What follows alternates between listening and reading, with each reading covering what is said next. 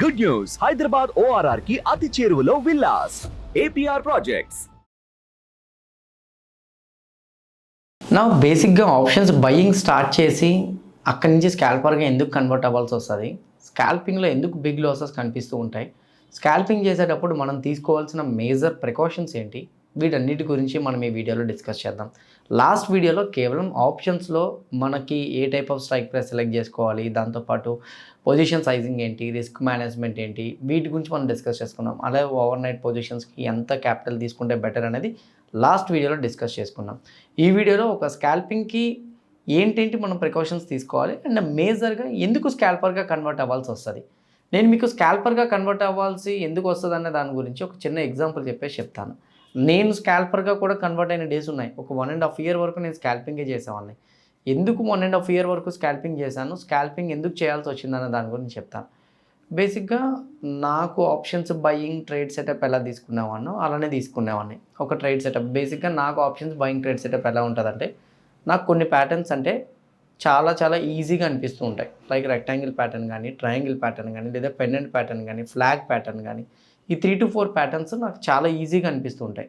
And వీటిలో నాకు maximum నా ప్రాఫిట్ అక్యురసీ అనేది 80 to 90% వరకు ఉండేది.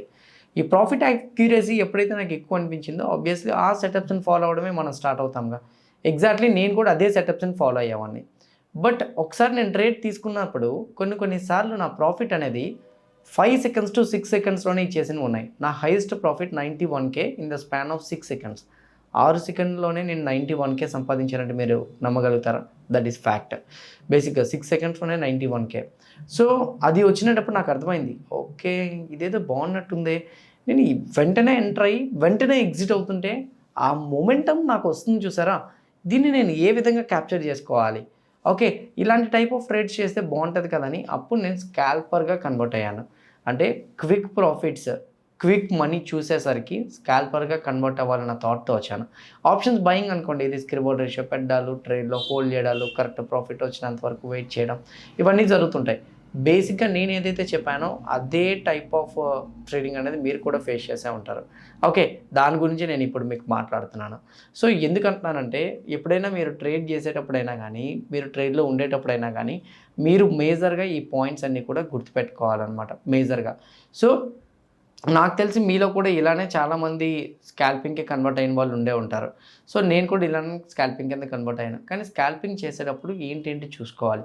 ఒక 1.5 year నేను స్కాల్పింగ్లో జర్నీ చేశాను అన్నాను కదా. నేను కన్వర్ట్ అయిన తర్వాత దాంట్లో కూడా చాలా బిగ్ లాసెస్ ఫేస్ చేసినవి ఉన్నాయి. బట్ ఆ లాసెస్తో పాటు ప్రాఫిట్స్లోకి ఎలా టర్న్ అయ్యానంటే few reasons. First one, scalping చేసేటప్పుడు మొమెంటం ఉండాలి. మొమెంటం అంటే ఏంటంటే ఎగ్జాంపుల్ చెప్తాను. స్కాల్పింగ్ లోవర్ టైం ఫ్రేమ్స్లో అసలు చేయకూడదు. అంటే 30 seconds time frames, 1 minute time frames. 30 seconds ఉంటుందా అని మీరు అడగచ్చు, ఉంటుంది. ట్రేడింగ్ వ్యూ సబ్స్క్రిప్షన్ మీరు తీసుకుంటే 30 secondsలో కూడా మీకు టైం ఫ్రేమ్ వస్తుంది, 1 minuteలో కూడా మీకు టైం ఫ్రేమ్ వస్తుంది. బేసిక్గా నేను 1 minuteలో ఎప్పుడు తీసుకోలేదు. 1 minute అనేది ఎప్పుడు అవాయిడ్ చేయడానికి ట్రై చేయండి. ఎందుకంటే 1 minuteలో ఫేక్ సింబల్సే ఎక్కువ కనిపిస్తాయి, ఓకే ఫేక్ సిగ్నల్స్ ఎక్కువ కనిపిస్తాయి. 30 seconds అస్సలు తీసుకోవద్దు. 3 minutes మ్యాక్సిమం తీసుకోవడానికి ట్రై చేయండి. 3 minutes టైం ఫ్రేమ్లో ఎప్పుడు కూడా చూడండి, క్యాండిల్ క్లోజ్ అవుతునేటప్పుడు బిగ్ క్యాండిల్స్ దగ్గర ఎప్పుడు తీసుకోవద్దు. మినిమం 15 to 20 minutes అది కన్సాలిడేషన్ అయ్యి బ్రేక్అవుట్ వచ్చింది అనుకోండి, దట్స్ కంప్లీట్లీ ఫైన్.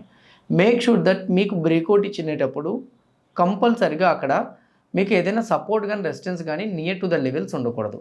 ఎయిదర్ అక్కడ సపోర్ట్ ఉండకూడదు లేదా రెసిస్టెన్స్ లెవెల్స్ ఉండకూడదు. ట్రేడ్ తీసుకునేటప్పుడు ఇక్కడే కాదు, ఏ ట్రేడ్ మీరు తీసుకున్నా సపోర్ట్ ఆర్ రెసిస్టెన్స్ మీ ఎంట్రీ పాయింట్ దగ్గర ఉండకూడదు. Chances of reversal will be very high. Okay ఇది ఫస్ట్ పాయింట్. నా సెకండ్ పాయింట్ ఇంకోటి ఏంటో తెలుసా, మార్కెట్స్లో మీరు స్కాల్పింగ్కి యూజ్ చేయాల్సిన క్యాపిటల్ అనేది 20 to 30% కన్నా ఎక్కువ క్యాపిటల్ ఉండకూడదు. ఇది second point. Third one, entry already నేను చెప్పాను కదా, 15 to 20 minutes. 15 to 20 minutes minimum మీకు కన్సాలిడేషన్ అవ్వడం కానీ ఏదైనా ప్యాటర్న్ ఫామ్ అయింది అనుకోండి, 20 minutes తర్వాత మీకు బ్రేక్అవుట్ వచ్చింది అనుకోండి, ఆ బ్రేక్అవుట్స్ని మీరు క్యాప్చర్ చేయొచ్చు. First one. Fourth one, so breaking candle అనేది ఏ విధంగా ఉండాలి. బ్రేకింగ్ క్యాండిల్ ఎప్పుడు కూడా గుర్తుపెట్టుకోండి, 80 to 90% candle body minimum out side range ఉండాలి. అండ్ అలానే ఆ క్యాండిల్ బాడీ క్లోజ్ అవుతున్న దానికి మొమెంటం ఉండాలి. ఇప్పుడు మొమెంటం టాపిక్ వస్తుంది. మొమెంటం అనేది ఎలా ఫైండ్ అవుట్ చేయాలి, సింపుల్గా నేను మీకు చెప్తాను. మీరు అబ్జర్వ్ చేయండి లైవ్ మార్కెట్లో ఎప్పుడైనా, అది 100% మీకు వర్కౌట్ అవుతుంది. బ్రేక్అవుట్ ఇచ్చేటప్పుడు క్యాండిల్ క్లోజ్ అవుతున్న మూవ్ మీరు చూడండి, స్లోగా కొద్ది పైకి వెళ్ళి స్లోగా వచ్చి కొద్ది పైకి వెళ్ళి స్లోగా వచ్చి కొద్ది పైకి వెళ్ళి స్లోగా వచ్చి మూవ్ అవుతూ ఉంటుంది. కానీ క్యాండిల్ క్లోజ్ అవుతునేటప్పుడు ఎప్పుడైనా లాస్ట్ 15 సెకండ్స్ అబ్జర్వ్ చేయండి. 3 మినిట్స్ కనుకోండి, అట్లీస్ట్ లాస్ట్ 20 సెకండ్స్ అబ్జర్వ్ చేయండి. ట్రేడింగ్ వ్యూలో మీకు రైట్ సైడ్ టైం కూడా కనిపిస్తుంటుంది, లేదా మీరు స్టాప్ వాచ్లో అయినా సరే టైం చూడొచ్చు. మీరు సెకండ్స్లో టైం చూడాలనుకుంటే అక్కడ మీరు చూస్తే ఓపెన్గా మీరు చూస్తే క్యాండిల్ క్లోజ్ అవుతునేటప్పుడు స్ట్రాంగ్గా 100% క్యాండిల్ బాడీతో క్లోజ్ అవుతుందో లేదో చూడండి. 100% క్యాండిల్ బాడీతో కానీ అది క్లోజ్ అవుతుంది అనుకోండి, దానికి మొమెంటం ఉంది అని అర్థం. ఆబ్వియస్లీ ఒక 5 సెకండ్స్ ముందుగానే ఆ క్యాండిల్లో ఎంటర్ అయిపోండి. నెక్స్ట్ మార్కెట్ ఓపెన్ అవ్వగానే మీకు నెక్స్ట్ క్యాండిల్ ఓపెన్ అవ్వగానే మీకు మంచిగా ప్రాఫిట్స్ వస్తాయి. అది ఏంటంటే ప్రాఫిట్స్ కూడా ఎట్లా ఎర్న్ చేయాలి. ఫర్ ఎగ్జాంపుల్ మీ దగ్గర 1 lakh క్యాపిటల్ ఉందనుకోండి, 20,000 ఇన్వెస్ట్ చేయండి. దట్ టు ప్రాఫిట్ ఎట్లా తీసుకోవాలి తెలుసా? ఇమ్మీడియట్గా ఎంటర్ అయ్యి వెంటనే ఎగ్జిట్ అయిపోవాలి. ఎంట్రీ అండ్ ఎగ్జిట్ అనేది చాలా ఫాస్ట్గా ఉండాలి. అలా అయితేనే మనం చేయగలుగుతాం. ఎంట్రీ ఎంత ఫాస్ట్గా ఉంటుందో ఎగ్జిట్ కూడా అంతే ఫాస్ట్గా ఉండాలి. Less than 1 minute. 1 minute మీకు అయిపోవాలి. దట్ ఈస్ చాలా చాలా ఇంపార్టెంట్. ఓకే, ఇది మేజర్ పాయింట్. ఇంకొక పాయింట్ ఏంటంటే మీరు ఎంటర్ అయిన తర్వాత కొన్నిసార్లు మీకు ప్రాఫిట్ ఇవ్వదు. కన్సల్టేషన్లో ఉంటుంది కన్సల్టేషన్. ఆ టైంలో మీరు ఆప్షన్స్ బయింగ్ మీరు కానీ ఓటీఎం స్ట్రైక్ ప్రైస్ తీసుకున్నారా, ఏటీఎం స్ట్రైక్ ప్రైస్ తీసుకున్నారా, డెఫినెట్గా మీకు డీకే అనేది అయిపోతుంటుంది. కానీ ఇంకో పాయింట్, ఎప్పుడైనా మీరు స్కాల్పింగ్ ఎంట్రీ పాయింట్ తీసుకునేటప్పుడు మోర్ దాన్ 20 మినిట్స్ కానీ ప్రాఫిట్ ఇవ్వకపోతే కాస్ట్ కానీ మినిమల్ లాస్ అయినా కానీ ఎగ్జిట్ అయిపోండి. ఓకే, స్కాల్పింగ్లో ఈ ఆపర్చునిటీస్ మీరు చూస్తేనే మీకు అర్థమవుతుంది. మోర్ దాన్ 20 మినిట్స్ కానీ మీకు ప్రాఫిట్ ఇవ్వకపోతే అట్లీస్ట్ కాస్ట్ ఎగ్జిట్ అయిపోండి. ఇది చాలా చాలా ఇంపార్టెంట్. ఎందుకంటే 20 మినిట్స్ మీకు ప్రాఫిట్ ఇవ్వలేదు అనుకోండి, ఫ్రెష్ కన్సల్టేషన్ అయినట్టేగా, మార్కెట్స్ అది ఫ్రెష్గా కన్సల్టేషన్ అయినట్టేగా. సో మళ్ళీ ఫ్రెష్ కన్సల్టేషన్ అయిందంటే ఫ్రెష్గా మళ్ళీ breakout or break down move ఇచ్చే ఛాన్స్ ఎక్కువగా ఉంటుంది, హై. సో అది మేజర్ పాయింట్ మీరు గుర్తుపెట్టుకోవాల్సిందే. నా నెక్స్ట్ పాయింట్, సో మీకు కన్సల్టేషన్ అయిన తర్వాత మీరు చెక్ చేసుకోవాల్సింది కూడా. దాని తర్వాత ఇంకొక పాయింట్ మీరు చెక్ చేసుకోవాల్సింది ఏంటంటే స్కాల్పింగ్ ఎవ్రీ టైం వర్కౌట్ కాదు. న్యూస్ డేస్లో సేమ్ టైం ఎక్స్పైరీ డేస్లో మీకు మొమెంటమ్ ట్రేడ్స్లో వచ్చినట్టే కనిపిస్తాయి, కానీ మ్యాక్సిమం అవి మళ్ళీ రివర్స్ అయిపోతూ ఉంటాయి. ఎందుకంటే ఎక్స్పైరీ డేస్లో స్కాల్పింగ్ చేసే వాటికి మనం కేర్ఫుల్గా అబ్జర్వ్ చేయాల్సినవి రెసిస్టెన్స్ లెవెల్స్ దగ్గర సపోర్ట్ ఏరియానే తీసుకోవాలి తప్ప బ్రేక్అవుట్స్ దగ్గర తీసుకునేటప్పుడు లూజ్ అయ్యే ఛాన్సెస్ కొద్దిగా ఎక్కువగా కనిపిస్తూ ఉంటాయన్నమాట. ఇది major point. Last but not least, స్కాల్పింగ్కి కన్వర్ట్ అయ్యే పర్సన్ ఎవరైనా కానీ మ్యాక్సిమం మీకు యావరేజ్ చేయడానికి ఉంటేనే స్కాల్పింగ్స్ తీసుకోండి. స్కాల్పింగ్లో బిగ్గెస్ట్ బెనిఫిట్ ఏంటంటే యావరేజింగ్ ద పొజిషన్స్. బికాజ్ నేను మీకు చెప్తాను, ఒక 20% క్యాపిటల్తో మనం ఎంటర్ అయ్యాం 300 రూపీస్ ప్రీమియం దగ్గర. సో మార్కెట్ చిన్న డిప్ అవుతూ ఉంటుంది 280కి 270కి. సో 270కి వచ్చింది అనుకోండి, ఆటోమేటిక్గా మీరు ఇంకొక 10% క్యాపిటల్ డిప్లాయ్ చేయండి, లేదా ఇంకో 5% క్యాపిటల్. అప్ టు 30% వరకు మీరు స్కాల్పింగ్స్లో పొజిషన్స్ని యావరేజ్ చేయొచ్చు.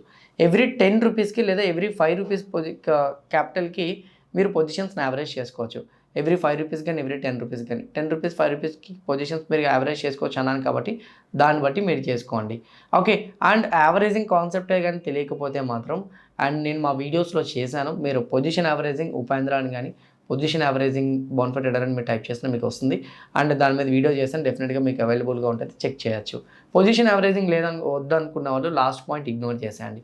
ట్రేడ్కి మినిమం ట్రేడ్ 20% ఉండాలి, అంతకుమించి ఎక్కువగా ఉండకూడదు. ఎందుకంటే స్కాల్పింగ్ అనేది రిస్క్ రివార్డ్ అనేది క్యాలిక్యులేట్ చేయడం అనేది కుదరదు. ఓకే, ఇంతే రిస్క్ అని చెప్పి మనం చెప్పలేం, ఇంతే రివార్డ్ అనేది మనం చెప్పలేం. ప్రైజ్ యాక్షన్ అనుకోండి, ప్రాపర్ రిస్క్ రివార్డ్ టూల్ పెట్టి మనం చేయగలం, కానీ వీటికి మనం చేయలేమన్నమాట. అలా చేయలేనప్పుడు అలాంటి ట్రేడ్స్లో మనం ఎంటర్ అవ్వకూడదు కూడా. That is very very important. Okay, ఈ ప్రికాషన్స్ తీసుకొని కానీ మీరు చేయగలిగితే, ఈ స్టెప్స్ ఫాలో అయ్యి కానీ మీరు చేయగలిగితే మాత్రం 100% మీకైతే మాత్రం స్కాల్పింగ్ ఎలా చేయాలనేది మాత్రం హెల్ప్ అవుతుంది.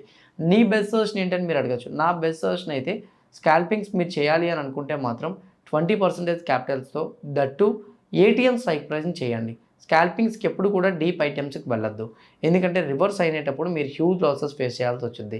సో ఏటీఎం స్ట్రైక్ ప్రైస్ అనుకోండి, లాస్ ప్రీమియం తక్కువ ఉంటుంది కాబట్టి లాస్ కూడా రెడ్యూస్ తక్కువగానే ఉంటుంది, లిమిటెడ్గానే ఉంటుంది. హై ప్రీమియమ్స్ తీసుకుంటే రివర్స్ అయితే మనకు అంతే లూజ్ అవుతూ ఉంటాం. ఓకే, ఇది మీరు ఒకసారి చెక్ చేయండి, మీకు కూడా అర్థమవుతుంది. ఏటీఎం ప్రైజెస్లో మూమెంటం చాలా ఎక్కువ ఉంటుంది compare to ITM and OTM. అందుకే నేను ఎప్పుడు ఏటీఎంకి సజెస్ట్ చేస్తూ ఉంటాను. సో మీ స్కాల్పింగ్స్ తీసుకోవాలనుకున్నా సరే ఈ స్టెప్ బై స్టెప్ ఫాలో అవ్వండి. మోర్ ఓవర్ మీ అందరికి ఇంకొక పాయింట్ మైండ్లో రన్ అవుతూ ఉంటుంది, అదేంటంటే అసలు ఈ ఎఫ్ అండ్ ఓలో ట్రేడ్ చేయాలా, క్యాష్ మార్కెట్లో ట్రేడ్ చేయాలా. F&Oలో ట్రేడ్ చేస్తే ఎంత క్యాపిటల్ పెట్టి ట్రేడ్ చేసుకోవాలి, క్యాష్ మార్కెట్లో అయితే ఎంత క్యాపిటల్ పెట్టి ట్రేడ్ చేసుకోవాలి, అసలు క్యాష్ మార్కెట్లో ఎందుకు సేఫ్ రిటర్న్స్ రావు, సేఫ్ రిటర్న్స్ అందులో కూడా వస్తాయి కదా, మరి ఇది ఎందుకు వెళ్ళాలి, అండ్ రెండూ చేయాలంటే ఎలా క్యాపిటల్స్ని మేనేజ్ చేయాలి, దీని గురించి నెక్స్ట్ వీడియోలో నేను మీకు క్లియర్గా చెప్తాను. ఎందులో ఎంత క్యాపిటల్ పెట్టాలనేది, ఎలా మీరు పోర్ట్ఫోలియోని మేనేజ్ చేసుకోవాలనేది, ఏ విధంగా మీరు క్యాపిటల్స్ని కూడా డిప్లాయ్ చేసుకోవాలనేది నేను మీకు నెక్స్ట్ వీడియోలో క్లియర్గా ఎక్స్ప్లెయిన్ చేస్తాను. కాంటెంట్ నచ్చితే లైక్ చేయండి. ఛానల్ని సబ్స్క్రైబ్ చేయలేని వాళ్ళు ఉంటే మాత్రం డెఫినెట్గా సబ్స్క్రైబ్ చేసుకోండి. ఇదే వీడియో మీ ఫ్రెండ్స్ అండ్ మీ రిలేటివ్స్ షేర్ చేస్తే హెల్ప్ అవుతుంది అనుకుంటే వాళ్ళు కూడా షేర్ చేయండి. See all in the next coming videos. Bye.